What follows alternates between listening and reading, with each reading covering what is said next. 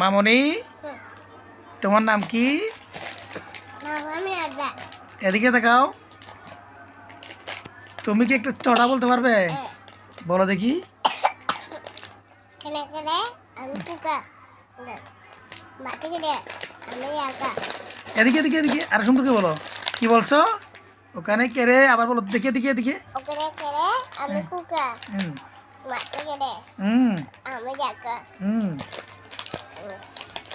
কাশনি কেন?